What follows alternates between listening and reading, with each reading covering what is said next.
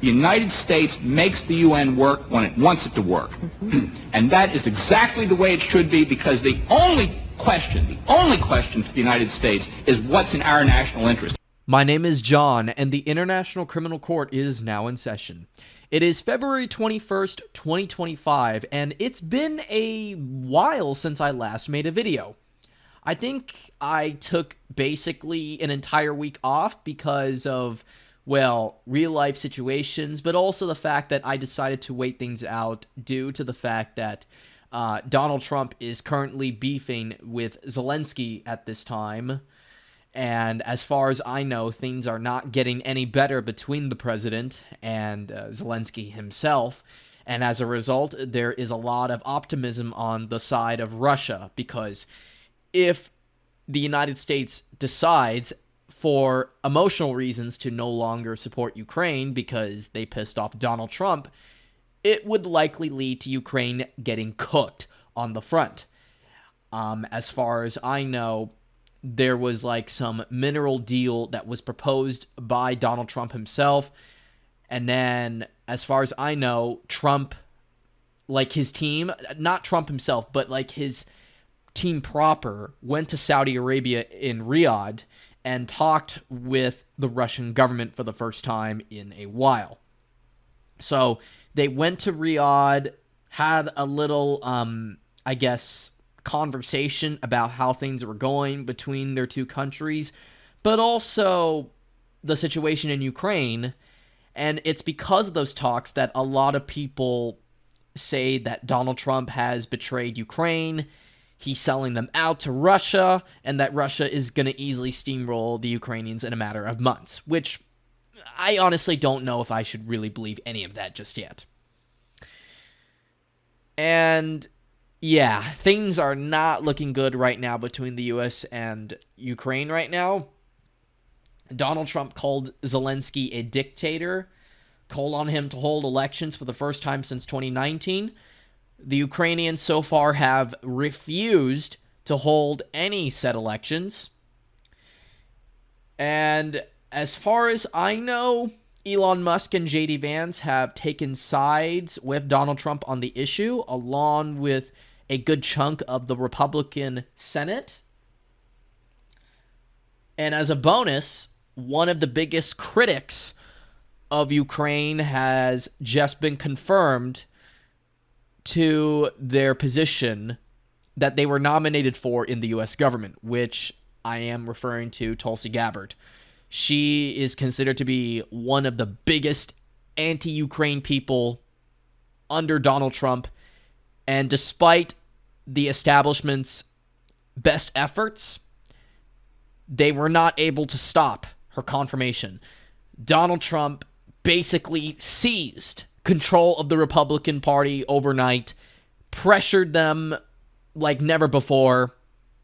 He literally got them to submit to his demands. And as a result, Bobby Kennedy Jr. became the new Secretary of Health, along with Tulsi Gabbard becoming the Director of National Intelligence, who overlooks the FBI, CIA, NSA, you name it.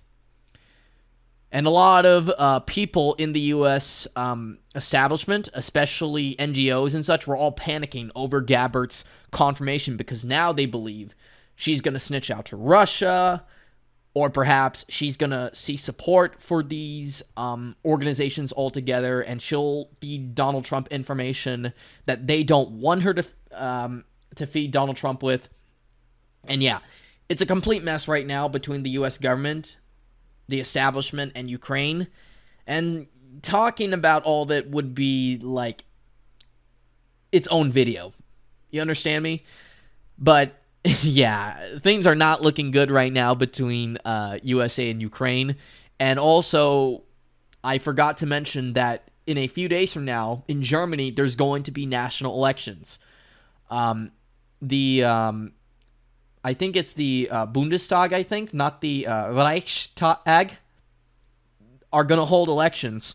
And as far as I know, I think CDU is going to win the elections. They're going to win it. And AFD will come in second, which I think will definitely happen. I don't think AFD is going to win. I don't think the support for them is good enough. I think there's still a lot of Cold War era boomers who still don't like Russia to the point where they're willing to kill off their own country just to, I don't know, own the Russians, like dunk on them, which is very stupid in the grand scheme of things because energy prices in Europe are skyrocketing like crazy. I mean, everyone talks about how the U.S. is in an energy crisis right now. Well, guess what? Europe is in an even deeper energy crisis than we are here at home in the United States.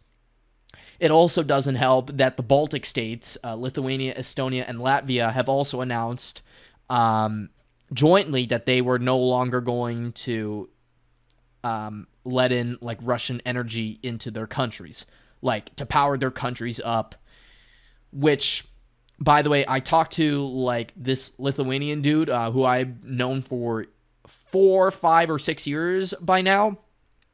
He tells me that Lithuania is led by incompetent people, led by like very Russophobic guys who just don't seem to get a grip of the reality of things, and that they're literally on the wrong side of history here. I don't know if he necessarily supports Russia, but it seems as if he prefers to stay neutral or have some sort of like friendly relations with them, just so that Lithuania could be able to keep the lights on. But yeah, things are not looking good in the West. A lot of Ukraine fanboys were calling, especially for the EU, to take charge of the whole Project Ukraine. And as a result, yeah, it's complete chaos right now. Again, this could be its entirely own video, but I'll let others do that for me because I'm not really the biggest expert on European politics. Maybe American politics because, well, I'm from here, but not on European politics. I'll, of course, have my opinions on some Europeans, but again, it's not my arena. It's not really my expertise, honestly. So I'm just going to leave it to those people. Anyway, let's talk about the situation on the front. First of all, in the Zaporozhye direction, we have an unexpected advance. In fact, this is 2023 counteroffensive territory that the Ukrainians took. Pitagaki, which was seized by the Ukrainians back in summer 2023. Some reports have said that the Russians have already retaken it. Some said they haven't. But yeah, apparently the Russians have retaken control of Pitagaki, even though Syriac has not colored it in yet. And they're, I guess, on the brink of entering Lobovke or Lobkove. I don't know how to pronounce it. My apologies. But you get the point. And there's also reports that Ukrainians have advanced just a little bit in Kamyansky again. But let's be honest, nothing's really going to go on there. That front is too stagnant. It's too well defended by the Russians. And I doubt Ukrainians can really make any big advances there, let alone the Dnieper River that separates Dnipropetrovsk and the Zaporozhye regions. And then going to, let's see here. Oh yeah, that's right, to Western Donetsk Oblast, or Southern Donetsk Oblast. I don't know what you folks refer to call it as. The Russians not only have basically reversed everything they lost in 2023, but they improved upon it. Like, big time. The village of Novosilka, which is west of the Velika Novosilka, has been taken by the Russian armed forces. And in addition, they have also began advancing north of Novye Komar and taken the village of Novochirituv. Oh my god, what kind of a clusterfuck of a name this is? Novochirituv. Tuvate. Novochirituv. Okay. That's good enough for me. I'm sorry if I didn't pronounce that correctly, but you all probably get the point by now. So yeah, the Russians are advancing in the western direction of Velika Novosilka, probably to clear out any sort of possibilities of any Ukrainian counterattacks taking place against the Russian garrison in Velika Novosilka, but also to push towards Dnipropetrovsk, as expected. As far as I know, the Russians are going to try to take Beline Pule. take the village of course, Shevchenko, take the village of Skudne, Berlatsky, and Prilivne. And then after that, they're going to then push towards Zelene Pule, Novopol. And that's pretty much it. They'll be in Zaporozhye, and also they'll be literally knocking on the door of Dnipropetrovsk in this area. And going a little further eastwards, oh boy, we got a clusterfuck here. So Deep State has confirmed that the Russians have completely captured the village of Dachny, which is on the outskirts of the town of Krakove, which was captured by the Russians early last month in January. And as far as I know, luckily, many mappers agree by now that the village has already fallen to Russia, though Syriac still has half of it under a gray zone. But let's be honest, by this point, it's very likely that they have captured Ulakli, and it's only a matter of time before we get geolocations coming out of there. The Russians have also entered the village of Constantinople, not to be confused with Istanbul in Turkey, which used to be called Constantinople, except it started with the letter C instead of a K. The Russians have taken a good chunk of it, and it's safe to say now that the Ukrainians have no way out of Constantinople without getting killed or surrendering themselves to save their lives. So with the taking of like the southern chunk of the village, they also cut off this road here, which goes to Krakove, and effectively Dnipropetrovsk Oblast and Velika Novosilka. So with this road cut off, yeah, they really got nowhere to go. They're in a pocket, and they're probably going to get wiped out, as I said a moment ago, if they don't surrender, of course. I think this is going to easily fall, and then after that, the Russians are going to go for Byatur and Uliksivka. And once these two are taken, that's pretty much the ball game in this area, at least, honestly, because there's really nothing stopping the Russians from reaching, if not entering, Dnipropetrovsk Oblast. I mean, as I've said many times before, it's only a matter of time before the Russians do reach it. It's just a matter of when, not a matter of how they'll reach it or enter it. It's a matter of when. And going a little up north, the Russians appear to have captured most of, if not all of, the village of Zaporozhye. Not to be confused with the big city known as Zaporozhye as well. Yeah, they're not very original with their names. Ukrainians are still holding on tight to this area here. They're counterattacking in Nadivka. Again, that's to be expected because they don't want the Russians to reach Dnipropetrovsk. And also, the Ukrainians attempted a counterattack, and for a while, it looked like they were going to take Kotline and Pischane. But now, the Russians have not only reversed the gains the Ukrainians made, but it appears that they have kind of improved on the gains they initially made when they captured both of these villages. So, yeah, for now, the Russians are safe here. The lines have stabilized, and it looks like a half of Udachne is under Russian control. For the Russians to basically stick a fork in it for Pokrovsk, they have to not only lock up Udachne, but they also got to take this this coal mine here, like this mining facility here. And if they're able to do this, then, yeah, the E50 road is going to get cut, and Pokrovsk is cooked. And in this area, it looks like Lisovka is, for now, back under Ukrainian control, even though the Russians looked like they were going to take it. I don't honestly understand why they're still in Lisovka and Suky Yar. These areas are clearly in a very bad position. Like, I don't know why they're still there. Maybe it's for ego reasons. Maybe it is. The lines there are actually looking good for the Ukrainians. But most of the southern villages of Pokrovsk are now under Russian control. There's like no other way around it. Like, Pokrovsk right now is besieged from the south.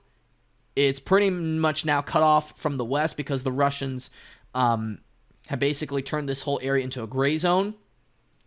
And the E50 and the northern road to Slavyansk-Kramatorsk is really their only ways out. But once this E50 road gets cut, I think it's already game over. I don't think that northern road is going to be enough for them to supply the city of Pokrovsk. And as soon as Pokrovsk falls to Russia, expect a lot of chaos in Kiev itself, like in the government. I argue that this might be one of the decisive battles of the war, if you ask me. And unlike Artyomovsk or Bakhmut, it's actually important. And yeah, speaking of the western Pokrovsk flank, or the front, the Russians have taken control over the villages of Baranivka, Zudane Dru, Berezivka, Zelene Pule, and right now are contesting for the village of Tarasivka. So it looks like the Russians are already beginning their push maybe towards the city of Konstantinivka over here. But I feel like they're going to take it slow at first, and maybe there might be a little battle for these villages here, like this crossroad section. But part of how they're going to get to Konstantinivka is they first have to secure the city of Toretsk, which is not yet 100% secured, even though it's pretty much captured at this point. But also, another thing to consider is that they also have to lock up the town or city of Avdiivka, too, which is the biggest suburb outside of Donetsk city other than Makivka. So once they're able to capture everything north of Avdiivka, like these villages here, then not only will Avdiivka be locked up for the Russians, but it will give them a lot of breathing room to sort of prepare themselves for the eventual assault on Konstantinivka, but also finishing up the battles outside of Toretsk and Chasiv Yar. And speaking of Chasiv Yar, and as you can see, this is Toretsk again, the Russians have made advances on the southern flank, and in fact, it looks like they're going to enter the village of Stupachki very soon. Like, they're very close to it. They're, like, literally a few feet away from it. It's literally nothing now. They can enter the village anytime they want, unless, well, the Ukrainians keep fighting for it. But yeah, so the Russians have gained more positions next to Stupachki, and the advances in Chasiv Yar itself have slowed to a crawl, but as far as I know, it looks like the battle for the town is reaching its conclusion, and I wouldn't be shocked if somewhere in March or so, like at the peak of the mud season, the Russians complete the capture of Chasiv Yar, which will be a logistical nightmare for the armed forces of Ukraine and Konstantinivka. There's also a report that the village of Grigorivka has fallen to the Russian control 100%. And also going a little further north, the Russians also appear to be on the verge of finally capturing the village of Bilogorovka from the Ukrainians. They have like most of it under its control, though they still got to clear out the remaining areas left. And as you can see, there's a lot of shellings, a lot of ruins and shit. Like it's really bad in this village. But it looks like the Russians are going to finally capture it and limit down the Ukrainian control of Lugansk Oblast to only like a couple villages left. And speaking of which, the Russians have appeared to have taken majority control of the village of Yampolovka and have also advanced in the direction of Novolyubivka. Once they take control of this, then there's really only 2 villages left for the Russians to take in Lugansk, and then they'll have 100% control of the province back under their control. And also there was a report that the Russians have taken the village of Zeleny High, but none of this is confirmed yet, which explains why Syriac hasn't colored it in. And also there was a report that the Russians had started counterattacking, even though Syriac has not colored it in yet, in the village of Kalaznikivka. And if the rumors were to be true that they did counterattack here, then it would be a major setback for the Ukrainians because they were aiming to squeeze the Russian positions here in this village of Kulaikivka. But so far, it doesn't appear to be the case.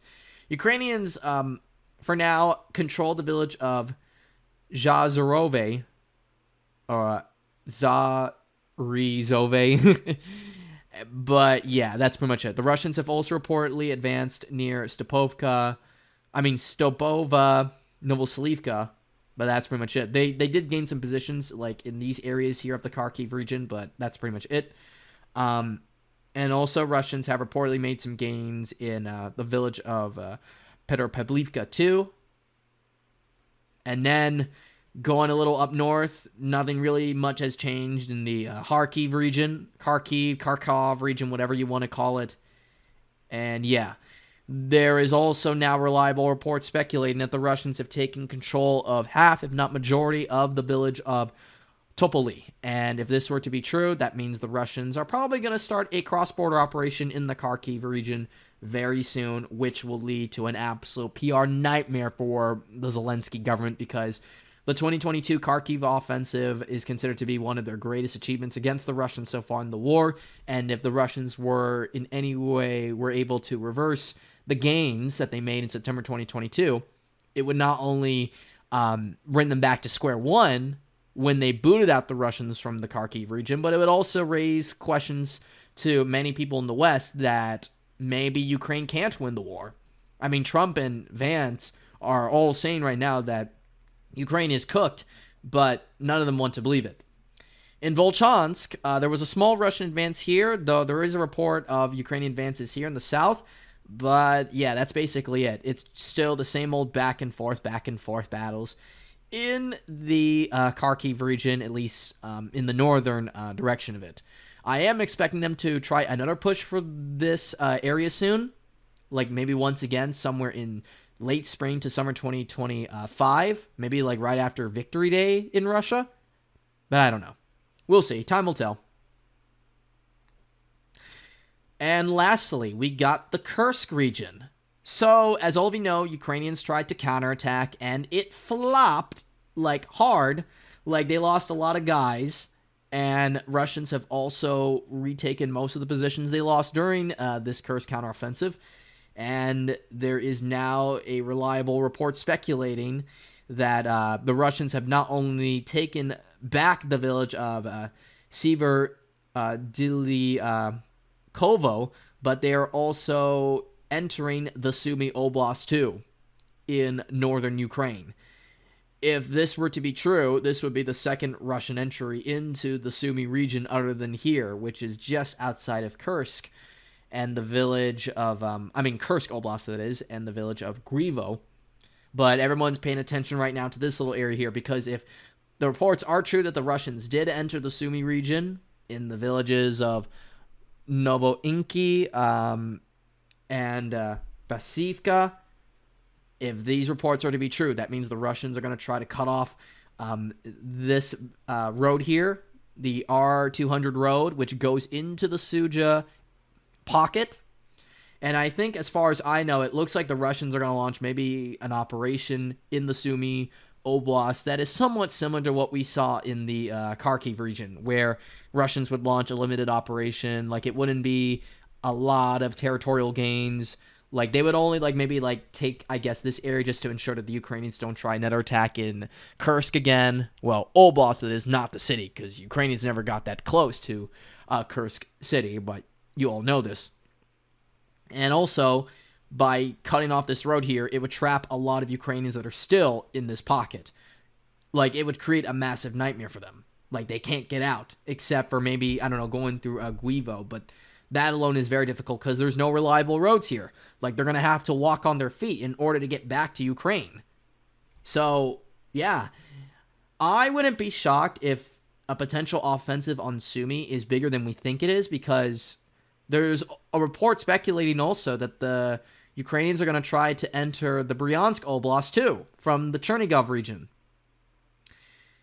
And to be honest, I think the Russians want them to do that because it would be so fucking stupid. Literally. An offensive on Bryansk? Really? Are you kidding me? I mean, if they do that, I'm going to roast them. No cap. I will absolutely roast them for this if they actually do it. You're not only giving the Russians exactly what they want, but you're also further proving to people that you are desperate, and the fact is that you are losing. So yeah, yeah, things are not looking good on the front right now for the armed forces of Ukraine, but we're going to just have to wait to see how things unfold in the next few weeks or so, because right now I'm expecting the front to kind of go slowly as usual, but once the Russians actually enter Sumy and the Dnipropetrovsk regions, again, it's going to be a massive media nightmare for Zelensky. Like, a lot of people will really start to ask tons of questions surrounding the capabilities of the Ukrainians, but also people will be asking a lot of questions on whether or not if the Ukrainians can actually win, let alone keeping any of their territories intact. For me personally, I think Ukraine is cooked, but people will have their differing opinions on the matter, and yeah. So yeah, folks. Anyway, that's going to do it for today's video. I think Ukraine is cooked, and we're going to see that fully materialize in the next few months or so, maybe even longer, but I do think in the grand scheme of things, they're finished, they're going to lose, and yeah, you should all be prepared for what is coming not too long from now. So yeah, I hope all of you have a great day, and I'll see you all next time. Take care. Peace out.